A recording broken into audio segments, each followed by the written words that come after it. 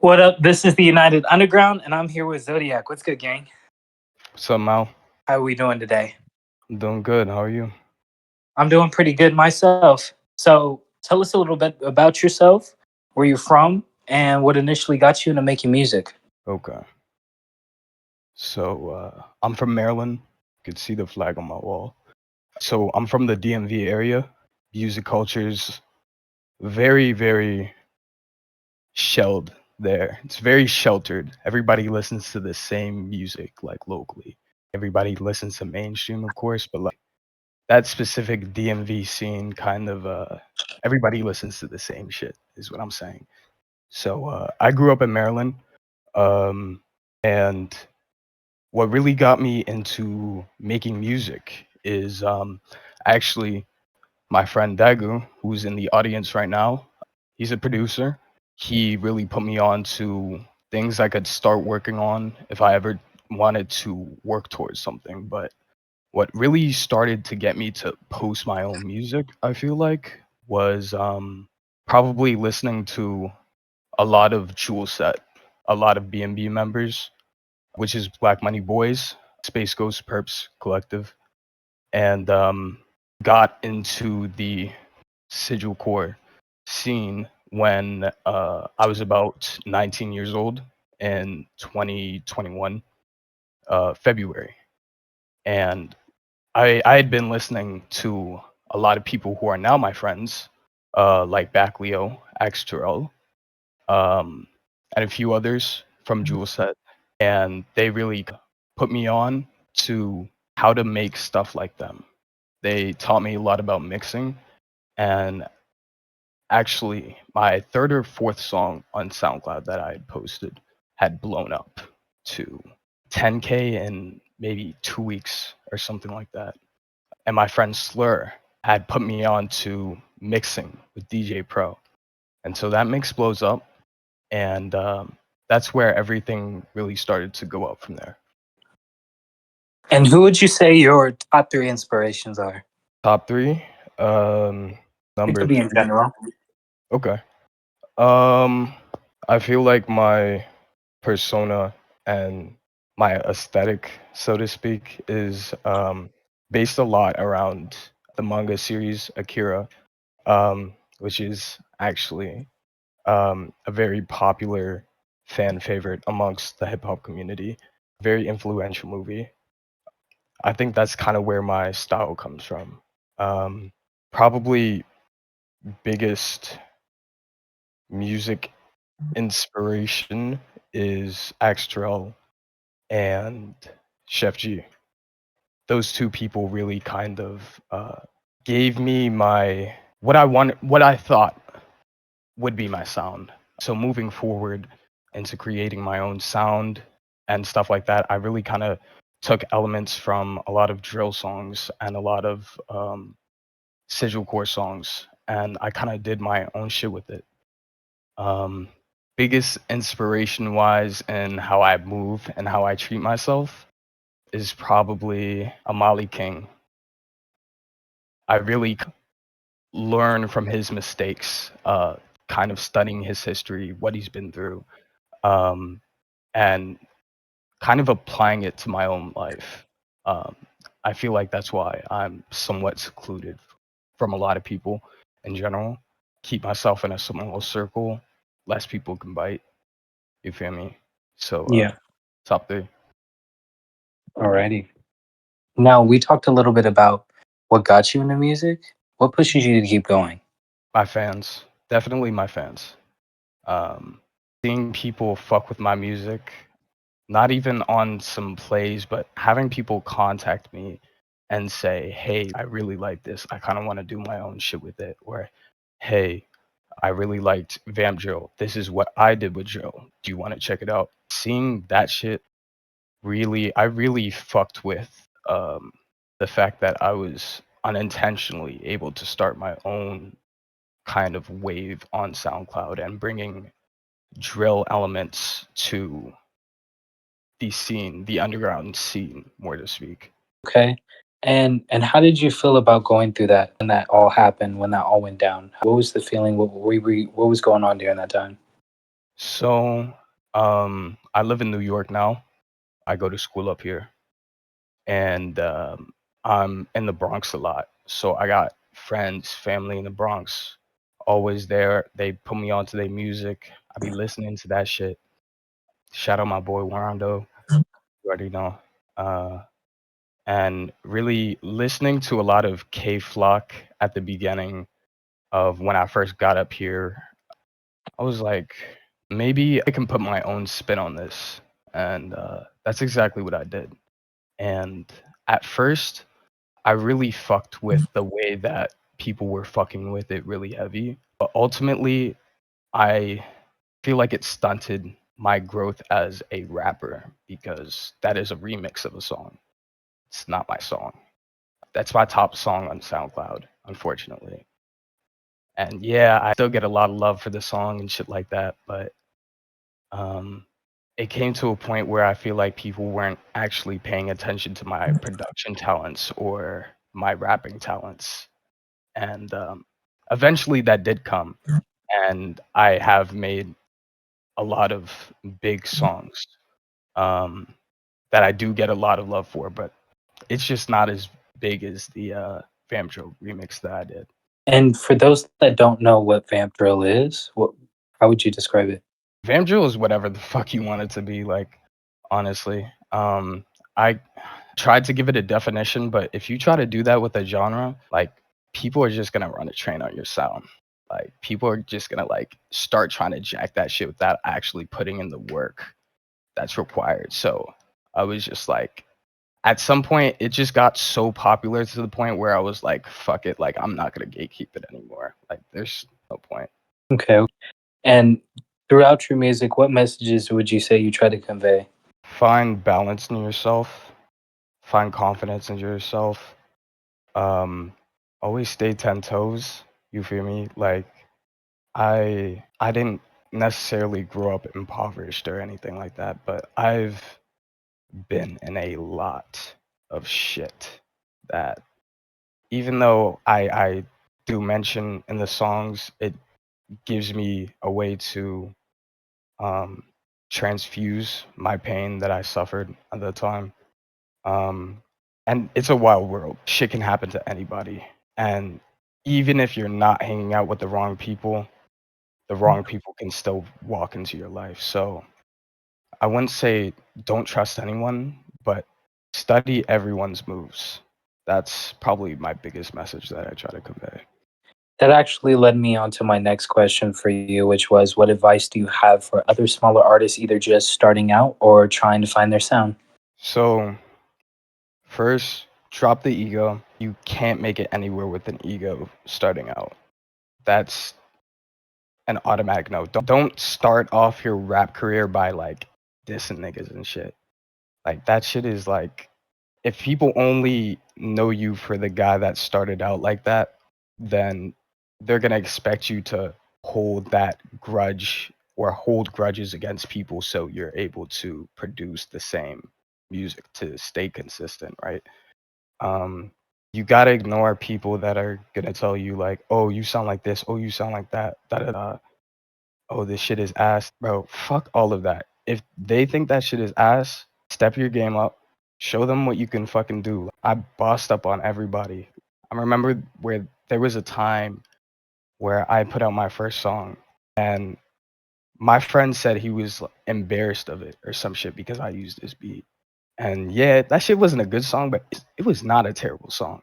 And I've had a lot of people like come back and tell me like this is not at all bad for your first song ever.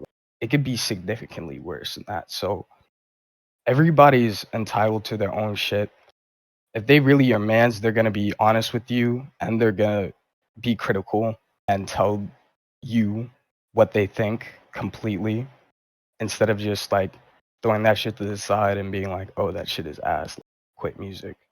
You feel me? So yeah, those are probably some of the things I would say to small artists trying to get out there, trying to make their own sound. Like, don't be afraid to incorporate other people's sound to find your own. You feel me? Like, you're just starting out. In terms of ego, how would you define it? ego can't be defined because it really just depends on the person. And ego comes in all different forms. When you know where your ego lies in certain places, so you already know the answer to how you feel ego. Um, you honestly just gotta like focus on the music and not focus on what other people think. And people will find you. People will find you eventually. So, what's some things that you don't like in the underground? Pedophiles. I don't really have a problem with the underground. I don't really talk to people in the underground. I talk to my friends, I talk to mutuals, I talk to people that I find because I do actively scout out people to do collaborations with or hop on a song with or something like that. So if I fuck with them, I'll try to start talking to them. But there's yeah, I don't really have any problems with the underground. The underground just is. There are problems in mainstream and underground, and a lot of them are intertwined. But Okay, I have a better question for you. In terms of what you've seen from artists just starting out or artists that are now trending, what do you think is something that they can improve on? artists starting out, Either or artists starting out or they just made their mark and they're trying to keep going. um, if you've made your mark, if you just put out something that's doing really well, don't be afraid to drop again right after that. Do not try to milk the song for as long as possible because I tried to do that shit and I feel like it stunted my growth. And I feel like I could be a lot farther on if I hadn't just, slept on dropping. Stay consistent, experiment. Some people gonna fuck with it, some people aren't. Fuck with whoever fucks with it, and don't fuck with the people that don't. But always stay consistent. Uh, Constantly drop, and don't be afraid of criticism. I have another question for you because I feel like I've personally went through this myself as well. When you hold on to a song that's dropped and it's done really well, what do you feel like the reason why you held on to it for so long? And do you feel like it's because of the expectations of the song and how good it is, or you were trying to like build up a vault or trying to do better? I thought that the best way to ride momentum is as soon as a song starts dropping and plays to immediately drop another one after that.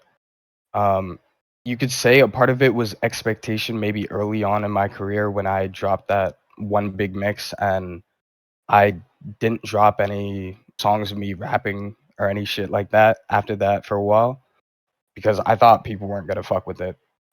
But that was only early on in my career. But it was more so a failed strategy. It was a failed marketing strategy. That's what I saw. Okay. Yeah.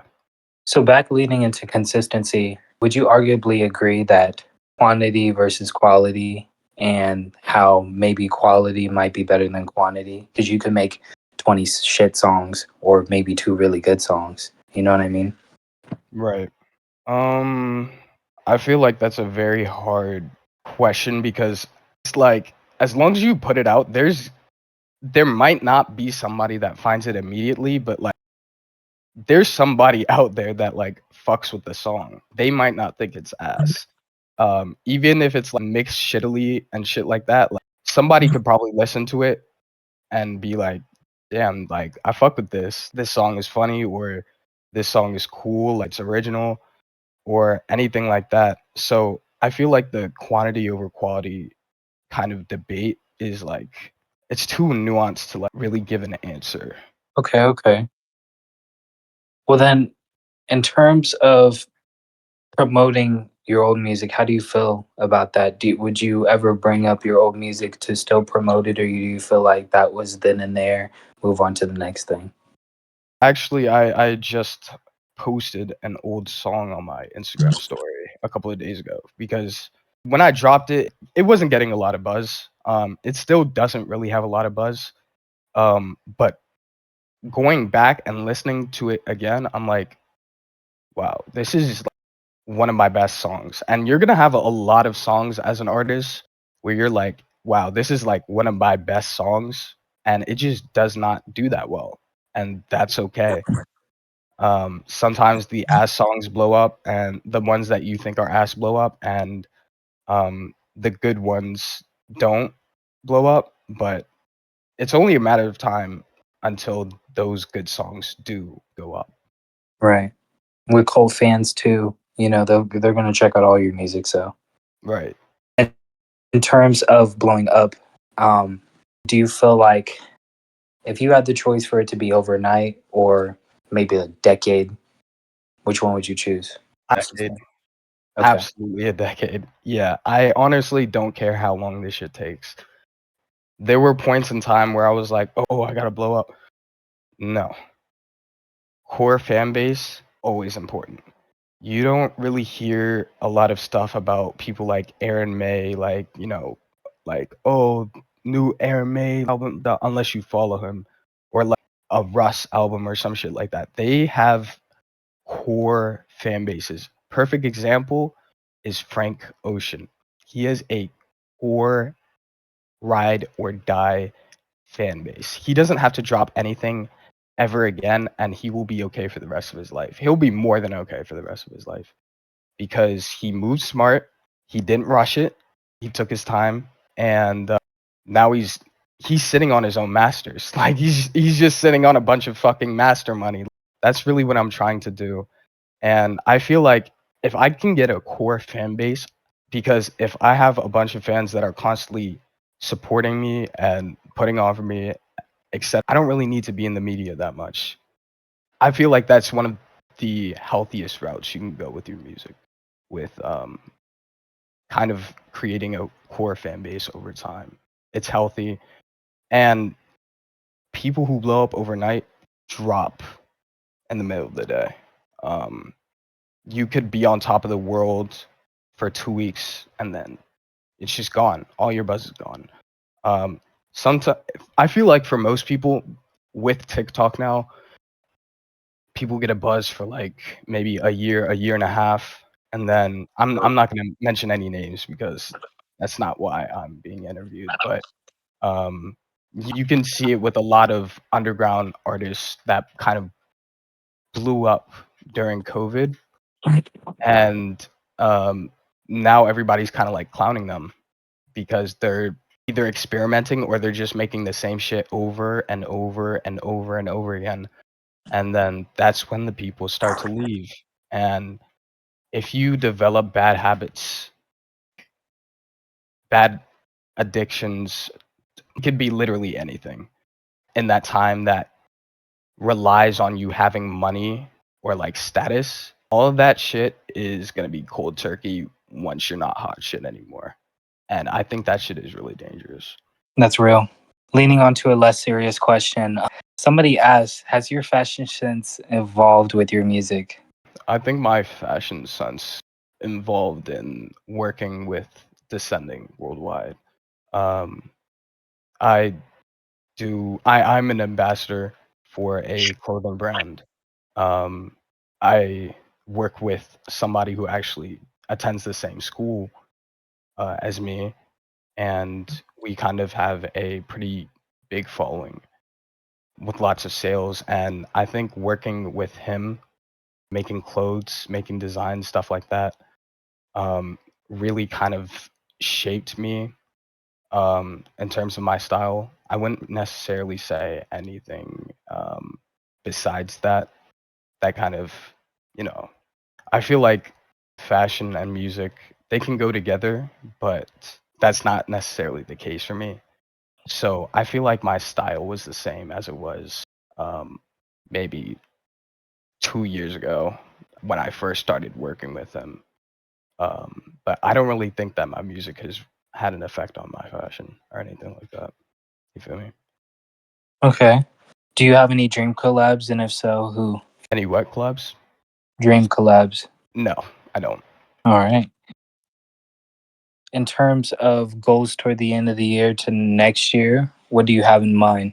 Musically or in general? Anything, general, musically, you. Okay. Um, I'm kind of a go with the flow kind of person. Um, I just put music out and people fuck with it or they don't fuck with it. I am serious about music, but I'm not gonna try to force any kind of growth or anything like that. I will say that I have a song dropping tonight at midnight with Matari, who's in my collective, as well as Niley. Him and I did a beat together, and I feel like that's going to be a big kind of take on my next coming projects.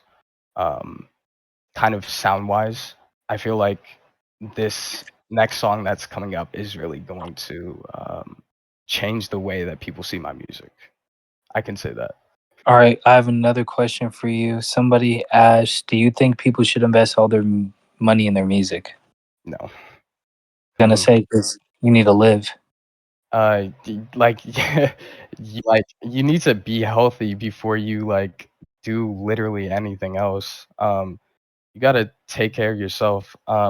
In terms of spare money, um, stuff that's like not saving like shit to buy new clothes with, to get new video games with, you know, um, I would say kind of budget that money and break it off into pieces that gives you enough room for improving your sound and your music while also doing things that you enjoy and you know spending whatever money you want on clothes and shit so you can look fly. Um, but definitely don't do that. You should be investing into stocks, bonds, shit like that. I'm not gonna get into the economics of that shit, but you can see Okay. how shit is like going on. Everything's everything's kind of ape shit right now. Everything's expensive. It's just gonna get more expensive. So I would say save your money, put some of it aside for music, but definitely cut that shit up. You seem like a pretty wise person. So, what do you feel like defines a real artist? A real artist, Yeah, because everyone and their mom is doing it right now. I don't want to be that guy, but I feel like I can't really define. I can't define what a real artist is. I feel like that's completely subjective. And Yeah, but through your perspective, just you, not thinking about anybody else's. I'm just gonna say what I try to do to be the realest I can be as an artist, which is talk to the fans, listen to them, listen to their work, and stay in touch. You don't know who could be the next fucking Backleo. You could be friends with somebody. Perfect example is Remove Face. Him and I started making music around the same time, but he started a little bit after me. He's probably lapped me 3 or 4 times at this point. Um, so hold on to your connections. Um, don't let go. And I think those are some of the real factors of being an artist. I feel like it has really nothing to do with your music at all. What is something you would tell yourself right now if you had started making music just now, but like back then? What's something you would tell the old you that you wish you knew? That's a good question. Um, I'd probably tell him, do you, be yourself, only yourself, and keep your head on a swivel. You had mentioned your collective. Do you want to talk about it? Yeah, sure. Ask me anything. Okay. So, how did your collective even begin, and who are the members that are currently in it? I can't exactly say for sure with the original group of Jewel Set members. I can't speak on the first group. There was a lot of shit that happened that I was loosely involved with because I knew a lot of the people that were in the group, but at the same time, I can't really speak on that.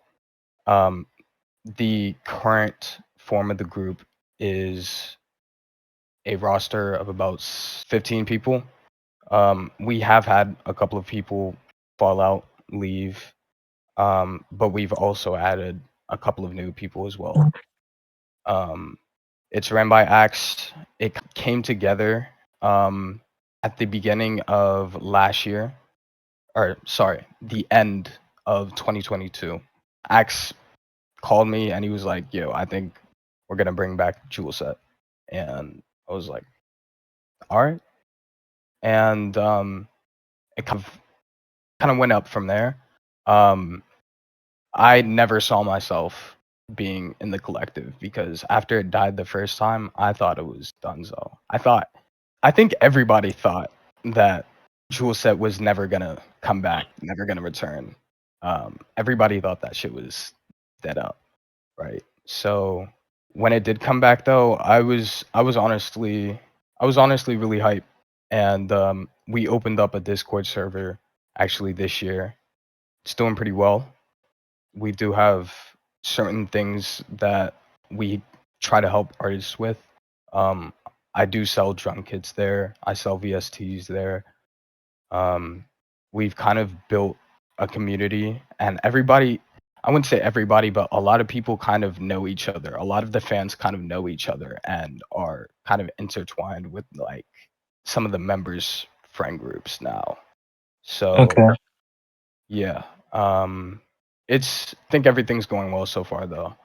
Hopefully we can get some shows by fall of 2024. Until then, who knows where it's going. To see what happens. All right. Yeah. I fuck with that. That's very innovative. I actually bought one of your drum kits too, so I thought that was Oh, really really? cool. Yep, Really? sir. Tingo invited me. But yeah. Okay. If anybody has any other questions, let me know. And if you want to be brought up to ask him, let me know. I'll give you guys a minute. Somebody had asked, should all new artists be in a collective or go solo to grow? So when I got into the music scene, this was a time where there were a ton of fucking collectives, right? Like everybody had their own fucking collective. Um, Actually, one of the main reasons I'm in Jewel Set and I know Axe and Slur is because I was in Last Kings. I think maybe the third or fourth month of making music, and I met them, and we kind of became friends from there. Um, as a solo artist, I would say don't worry about collectives. Um, I think everybody should stop trying to focus on blowing up. I think everybody should just ditch the idea. Um, if you're making music to blow up, go home. It's not for you. Um, it's not the reason why I got into this shit, and I feel like The that's art. why everybody gets into it nowadays. You Um, got into it for the art, for the passion of it. right, right, exactly. That's why you don't Um, care if it blows up or not.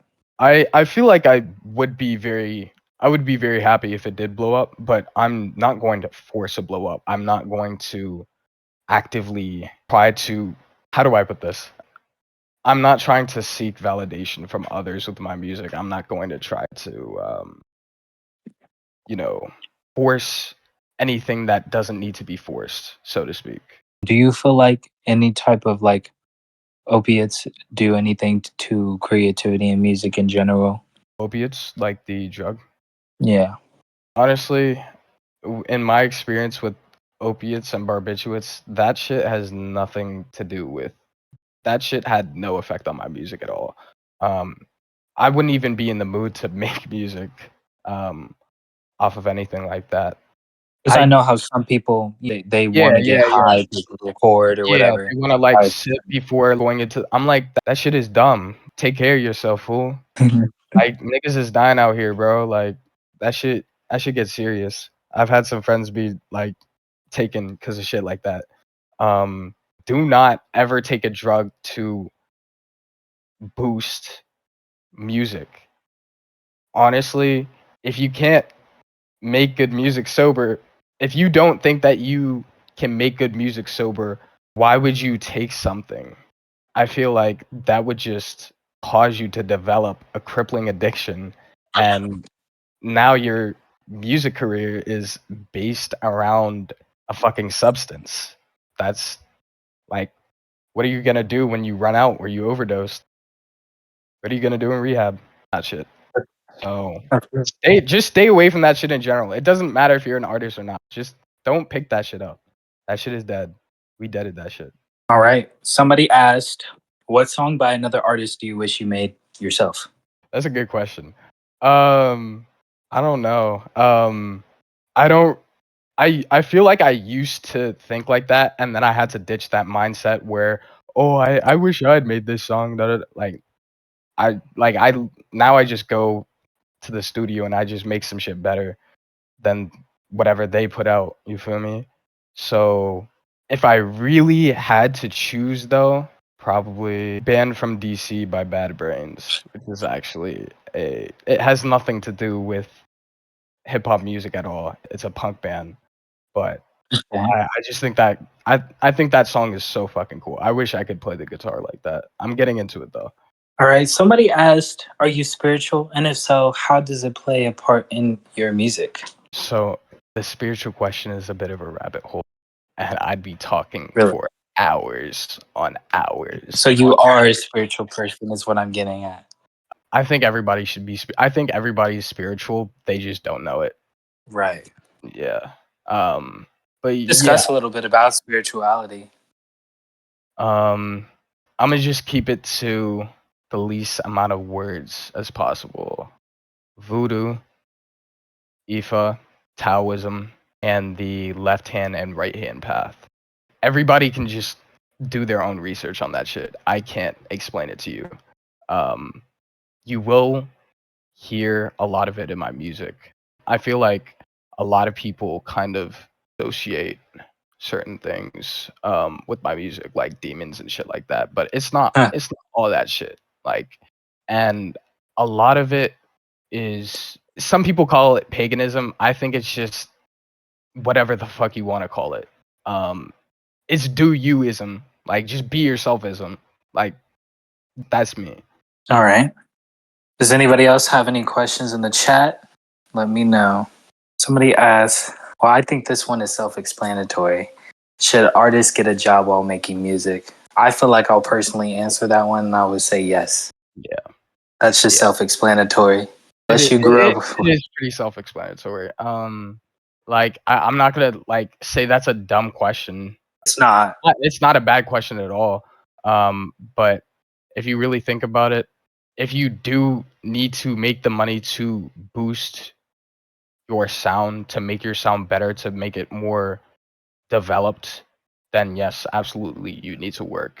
I feel like when you don't have any, unless you are getting paid enough to get by on music already, Or have which means welfare. you've already blown up. You're already an established artist, right?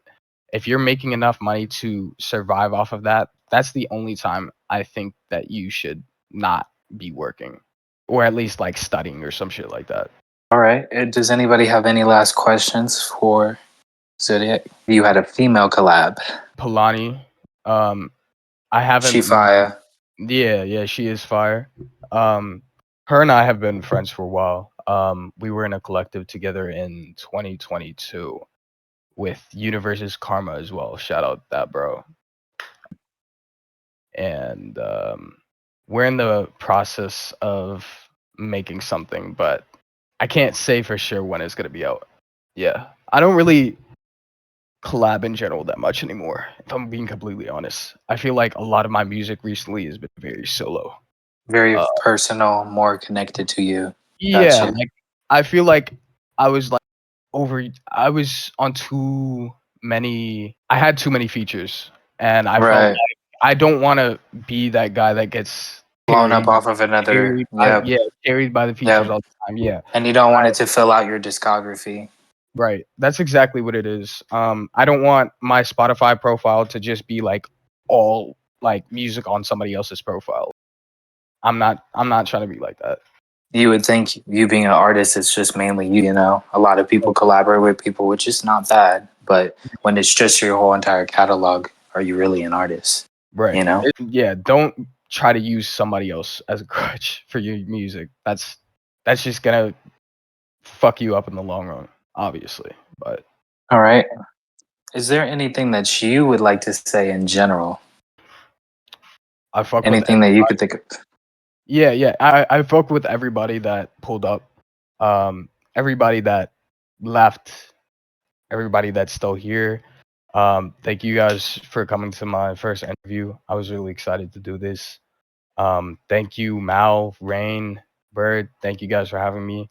I fuck with you guys. I appreciate that. And it was a pleasure to have you here. Thank you. Well, this was the United Underground, and I was here with Zodiac. That's a wrap. And we're done. Thank you guys again. How'd you think you did? I think I did pretty well. Anything you feel like you left out that you wanted to say? Maybe not Honestly, at the top of your head. probably not. You'll probably go later thinking, damn, really should have said this. I definitely shouldn't have smoked before this shit. I'm gonna keep it a stack, bro. Nah, but you were real about it. That's what it really is. A lot of people Yeah, are very shy and nervous when they come up on here, so their questions are brief and it's 5 minutes long. But you had some stuff to carry out, topics and discussions that I don't think I've covered yet before, and stuff that not only your people, but my people will see too. facts. Yeah. Wait. Is that Alex in the chat? Yeah. Yo, what's up? Do you want me to bring him up? I don't That's think up he to has. you, man. Nah, I just wanted to say hi and like thank you guys for coming over from Jewel Set to support me. I appreciate y'all.